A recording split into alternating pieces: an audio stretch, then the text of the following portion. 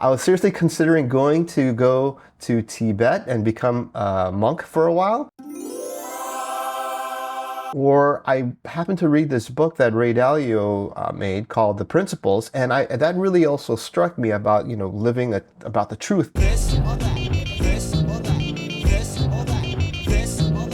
What's up, guys? Today we're going to talk about changing careers and how I was able to do that multiple times, and how I used 50 principles to get me from one career to the next. And not only do that, but get into some of the most prestigious companies in each one of those careers. In this video, I'm going to take you through all the different careers I've had in my past, what I've learned from each one, and what I was able to take from one to the other. And at the end, I'm going to string them together so you can see the single most important skill that I developed and used in order to transfer from one to the other, and something that you could do as well. Let's go.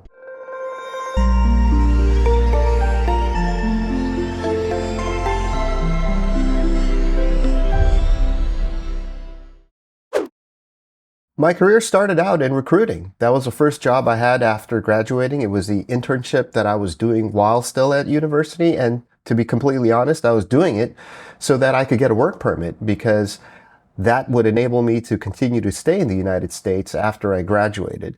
And so this was the best way I could figure out how to get a work permit, even if it wasn't necessarily in the field I was like super gung-ho about. It wasn't like I was thinking to become an executive recruiter or headhunter after graduating college, but I was kind of interested because back then the internet was starting to develop, and I thought that recruiting and resume posting and all that would happen online, and that it would change the industry, which it did change the industry. And so that was the interest I had, and in order to do that, I learned how to do inside sales, basically cold calling companies to see if they were hiring people and to use us if they were. Now, if any one of you have ever done sales, particularly inside sales, it is a tough slog. I mean, you're calling with 99.9% rejection. Aww. The main message from my first job at the beginning of my career is that you don't have to find in the beginning the ultimate job and that fills all your aspiration and your passion, as long as you see a stepping stone that it provides. And for me, practically, it was the provision of a work permit after graduating from college. And so that was what I used, but I was able to find something within that realm that interested me, which was the internet and how that was going to change candidacy, resume posting, job searching, which obviously it did. And I knew that, and so I wanted to get involved in that at an early stage and do some little, web design and web work on the side while I was doing the inside sales. So find that alternate path where your passion does lie and your interest does lie while you're doing your job. Make a case for it. And the second thing is, you may be learning things that at that point in time you might think is hogwash or not really that important, but in the end, it may come back as a critical and important asset that you have in your bag of tricks. As I was working for a couple of years in the executive recruiting and headhunting field as an inside salesperson, I continued to learn about this new thing called the internet, because I knew it was going to change. Everybody knew it was going to change the world, but it was so brand new, and there wasn't any courses around internet back then. And what that did was it leveled the playing field. And so that's something that I had a great interest in, and I self-taught myself how the internet basically worked. Everything down from networking, TCP/IP stack, to coding. And back then, it was, people were webmasters, design, doing web design, all in my free time at night. And it was fun, right? It was fun. It wasn't like, oh God, I got to go home and now study this. It was like, oh wow, I want to go home and learn more about that. And so if you have a passion about something, especially if that something is a newly emerging field, that is something you should utilize to your advantage. And that enabled me to make my first career shift, which was into internet and technology. So after some time of learning the internet, basically, I was looking for jobs where there were a lot of internet positions open, which there were, because it was a hot field and everybody was looking for people who could do the internet. And so I started applying to companies. And here's the thing, because it was such a new field, it was a level playing field, meaning you couldn't be like a 10-year expert in the internet because it hadn't been around that long. It was around only for like a year. And so what it did was it leveled the playing field. And that was the opportunity I used to then get into the technical field was through that leveling of a playing field of a newly emerging industry. And so that enabled me to get into the next job I had, which was at Wellington Management. Now, Wellington Management in Boston, for people who know in the investment industry, is a very, very large entity, okay? And they pull the strings and maneuver a lot of money. I mean, today they have assets under management of over $1 trillion. And even back then, it was about $500 to $600 billion, which is a lot of cash. In that company, they were trying to figure out how to use this internet thing that was coming up, and they needed a new website. They needed a website their clients could log in. They needed applications internally for them to manage their compliance, their risk, their portfolio, yada, yada, yada, yada. And so here I showed up, and what I did was I brought my resume, which was essentially back then a CD-ROM of stuff I created on the side at nighttime because I was learning and it was a hobby of mine, and it was essentially a portfolio of websites and web designs that I strung together. And guess what? I made it. I was this young 20-something-year-old kid who got the job as essentially the first webmaster of the company, and I was assigned a pretty high role, an assistant vice president role, which was kind of a rare thing for a young kid like me to come in. But again, I was able to do that because of what I described earlier. I was able to find an industry that was coming up and leverage the level playing field of this new industry to my advantage because I was aligned with it. It interested me a lot, and I learned a lot about it on my own time. Once I got in as a technical person to some degree, I really used that opportunity to go both wide and tall. And that meant I used the technology that I learned, the ability to do it, to go into many different parts of the company. So that was my tool to learn about the whole investment industry and how they use technology and how that was changing. I used to just manage their first website. Then I created an intranet. And then I used the technology to create online meetings that had voice synchronous across multiple offices around the world and not have to use, the old phone system. And I basically just used that to go into different areas of the company, learning more and more about the business. And that enabled me to really broaden my skill set and experience. And this took time. Look, my technology part of my career spanned for over a decade. And through that time, I went to multiple companies. So from Wellington Management, I then went into a consulting company called McKinsey. And McKinsey, as you know, is one of the top consulting companies in the world from a reputational point of view, although lately there's been some of that. But generally, when you talk about the top management strategy consulting company, you were talking about McKinsey. And you might talk about BCG and maybe Bain, but really it's those three. And I was able to get in there because first I had built a reputation and pedigree to some degree by working at Wellington Management. That enabled me to get even more deep and broad knowledge about the investment industry landscape.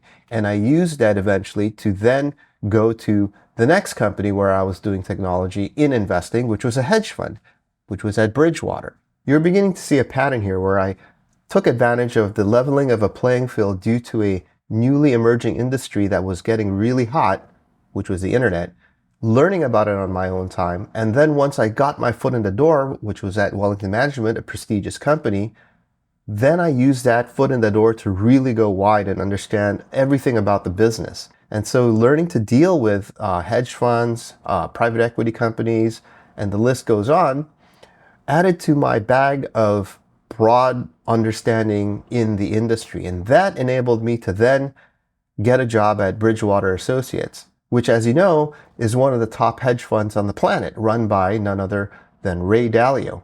And the reason why I went there was because I had a divorce and I was going through tough times, and I was seriously considering going to Tibet and become a monk for a while, or I happened to read this book that Ray Dalio made called The Principles, and that really also struck me about living about the truth, basically, at radical truth pursuit. And so it was between one of those two things. And I wanted to see if I could get a job at Bridgewater. And again, I just tried. I contacted the recruiter, knowing from my past how to contact recruiters because I used to do that on the flip side. And I got an interview, right, set up. And I'll never forget the interview I had there. towards the end, they were like, hey, so, where else are you interviewing? And I'm like, nowhere. They're like, yeah, no, really, where else are you interviewing? And I said, okay, fine. There's this monastery out in Tibet, which I'm planning to become a monk.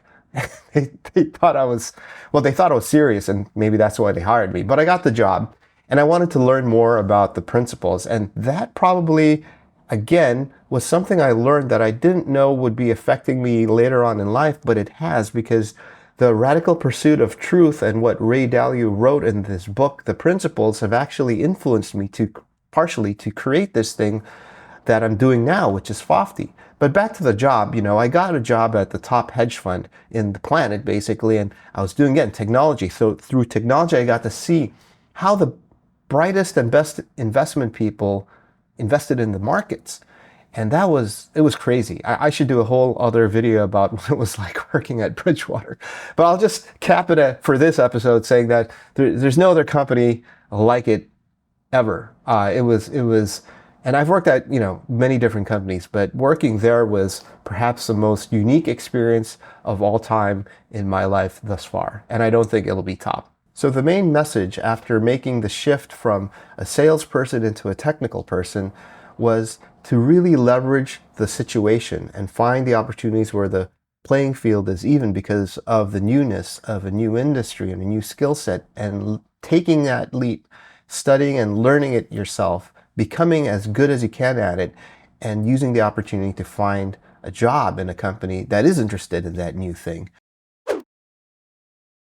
The second career change I made was to go from a technical person and then become an entrepreneur and a founder of a startup. Now, this transition, anybody could do at any moment in time, practically speaking. I mean, you could just decide tomorrow to quit your job and start a new company and be a startup founder. Sure, you could do that. But if you don't do it well, your chances of success is diminished. And let me tell you about a secret with successful startup founders. Behind every successful startup founder, there is a deep personal story behind why they decided to become a startup founder. They just don't tell that to everybody and announce it and broadcast it to the world, because for most of them, it's deeply personal, like it was for me. And so the reason why they succeed is because of this deeply personal reason of why they're doing it, because it gives them the fortitude and it gives them the strength. And it takes an incredible amount of strength to do a startup successfully. Trust me on this. You have to have that personal fuel, that push that's really deep within you in order to maximize the chance of your success. Otherwise, you're just going to fold, because I tell you, it is perhaps one of the most difficult things to do in life is to be a startup founder who succeeds. Now, when I made that realization that I needed something more to fuel me, I happened to run into my ex-colleague from McKinsey, who was the co-founder of the startup that we created. And it was a great story, because at that time, nobody knew about how big companies like Google, Facebook, and all of them taking your data and selling it behind your back, right? I mean, now everybody knows about it. Now everybody knows that, if something is free, you are the product. Sure. But a decade ago, no, nobody knew about it. It was hidden away in some small fine, lettering and the check mark that you agreed when you hit, create a new account, blah, blah, blah. So, there's this opportunity to try and correct that, which was to basically let people make money out of their own data by cutting out the middlemen, which was Google and Facebook, and letting people sell their data directly to the advertisers and make money out of it or get discounts. And so that was, to me, something that meant a lot. And I said, this is something that I would like to really try and pursue. And there was that personal story of me going through a tough time of trying to recover from a divorce. And, I was also in a financially not a good situation, but it didn't matter, right? Because this opportunity to right that something that we thought was wrong was so strong that I decided to go for it. And that began my switch into a new career, which was to be an entrepreneur and start a new company. While I was doing the startup, I was kind of tight on cash. I mean, there was one point where I had about a month's worth of rent left. I mean, it got that tight, right? And I will admit, it was quite frightening and honestly scary. But that's part of the journey, right? And not to be afraid of that. So there was a time when I was doing some odd jobs, including some service jobs. And that's why in the thumbnail you saw me wearing a security guard outfit. Well, you had to do what you had to do, right? And you can't have an ego and say you're too good for anything. If you need to do something to make some money, you do it. And so I was open to doing all kinds of odds and ends and different types of service jobs like that. I had to leverage everything I learned in my previous careers, everything about people management and soft skills from the recruiting days to all the technology that I amassed over quite a few years in different companies. And now as an entrepreneur, and I was the CTO of this small startup, take all of that and apply it and see what we could do to, see if we can change the world, basically, right? And we were trying to change the world. And what happened was we went viral, and long story short, Apple banned us. They literally banned my account, and they kicked us out of the App Store because we basically disrupted the digital advertising and data collection industry. And I should make another episode about that whole experience because that was a crazy time. But basically, we were able to make a dent and be part of the story where today, yeah, everybody knows like there's a lot of privacy issues and data collection and you are the product and all this. We were part of that story building and journey to where we got to here today. And I would have never changed that. If I were to have it done over again, I would do it in a heartbeat. The main message from the third career, being a startup founder and an entrepreneur, is not to just do it on a whim, because it's always there. That door is always open. You can walk through it at any moment in time, but you may not succeed.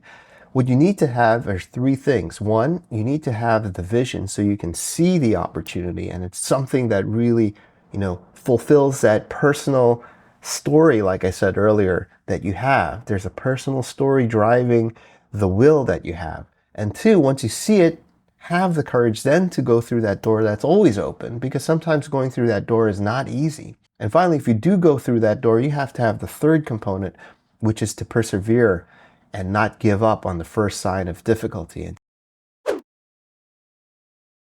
Here's how I made the fourth change, which was to become an investor. And how did I do that? Well, I took all the skills, assets, and experience I've accumulated and put it into an area where there was great need and demand, which was entrepreneurship and innovation.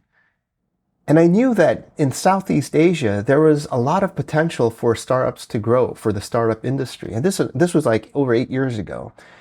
And I was proven right in the end, because now we have like huge companies out, decacorns they call them, out here in Southeast Asia, companies such as Gojek, Grab, and the list goes on, Garena or C, the gaming company. And these are huge multi-billion dollar companies now. But back then, they didn't exist. Maybe outside of Garena, that was it, right? And I thought that this was going to be a growth area, and they needed startup and an innovation experience. So that's where I started looking at. So it was able to apply what I had into a different part of the world. That's the other way to change careers. And I succeeded. So I was able to find a job. And when I was looking for a job, I was looking for an entity that was very broad in terms of its network. So again, learning from my past, I wanted to go in a company and create a broad network.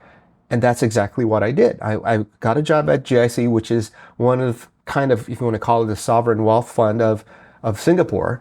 And basically through them, they have a huge network. Okay, so they have a lot of cash as well.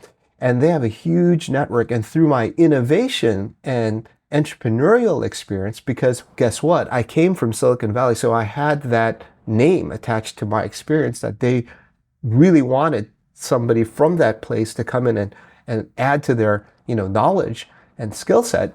That's what I did. That was what I fulfilled for them. But in exchange, what I was able to do was really understand the Singaporean and Southeast Asian networking and community in the startup and innovations field. That enabled me to then get another job with the other of Singapore's kind of quasi-sovereign wealth fund, which was Temasek. And through that, I was able to come in as an innovator and entrepreneur and get exposure to all the different types of business lines that these two huge entities had in terms of exposure, not just in Singapore, but the region and actually ultimately the world, where I, through that, was able to gain the knowledge and the ability for people to believe that I knew something about startups and how to invest in them, where ultimately I morphed into more of an investment role. So the main message in the transition into becoming an investor was that you should be able to look around the world as an opportunity to use your skills and wealth and assets and experience to transfer into a new career, right? Find that entry point, go to another part of the world that really needs it. Use the accumulation of skills and knowledge and experience in an industry and space where it's in high demand and somewhere else in the world, and use that when you land to go broad. Find an entity that has a lot of broad networks so that you can go in and then again go horizontal and wide to start doing what I did when I switched from sales into technology, and this time similarly from entrepreneurial and startup founder experience into investing through innovation. So in my final shift, I've become an advisor to Clavis Bio. So now I play an advisor role, and that's something I plan to do going forward, is be an advisor to different companies and focus on this new thing that I created, which is Fofty. And this one, Fofty, is not a startup, right? It's creating a new ideology and a new way of living life. And what that translates into could be companies, could be centers, could be a lot of different things. But it is an ideology. It's an intangible way of living and a philosophy that's very different from everything I've done before. But to me, it's the final step. And it's something I know I could do until the time comes for me to leave this life. And so that's why I knew, I'm hitting 50, and what am I going to do until I want to pace out and pass away? It would be this. And that I'm 120% sure of, which is why I'm doing it. Now we've come to the main differentiator and the key thing that enabled me to go from all those different careers to the other. And that was, I was always the alternative thinker. What that means was I always brought a different look and a different perspective to the situation. Whatever it was, project, discussion, event, whatever the thing that was going on, I always brought that alternate point of view, which was valued by everybody in the room. And that enabled them to let down their guards, even though I didn't have the background that everybody else had, 15, 20 years of doing blah, blah, blah. It's okay, because what they saw was I would offer fresh perspectives and it made sense to them. And so they would okay this person, me, who hasn't been a veteran in the industry, to come in at a high level, at a prestigious company, because they valued the different perspective that I brought with myself to the table. This was the single most important enabler that I didn't talk about earlier, but I'm telling you now, that enabled me to go from one to the other. Because if you try to go from one career to another career and you're just like everybody else, and you're just another one of those, you're going to fall short, because everybody else has many, many, many, many years of more experience than you. So why the heck should they listen to you? The only way to go around that is to not compete with those people, because you won't win and you won't be able to make the career shift. I don't care how many certificates you go and get from whatever academic blah blah on the internet and dangle it and say, look, I got this. That's not going to cut it. Even executive MBAs and all that's not going to cut it, from the top academic universities. Might add a little, but it's not going to cut it. What's going to cut it, though, is once you have an opportunity to show your alternate perspectives that have huge value in their decision making for them to consider for completeness, that's what's going to happen.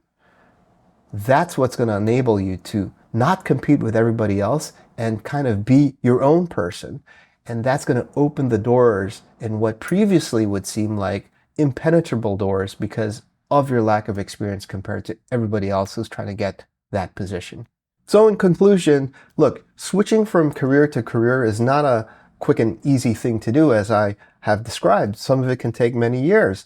But there are ways and techniques you can follow to get in, just like I did. Look, I've done it multiple times in my life. I was a salesperson, then a tech guy, then an entrepreneur, then an investor, then became an advisor, and now a philosopher. I mean, the list goes on. And every step of the way, I was able to do it using the techniques I just shared with you and succeed at some of the top and most prestigious organizations, which means you could do it as well. So if any of this stuff is of interest to you, I'll be building out a community Discord server where people in similar situations and have similar mindsets can come together and talk about what they're going through along with me, so that we can see how you can actually apply some of these things into your lives. And so look out for that, and I'll see you in the next episode. Peace.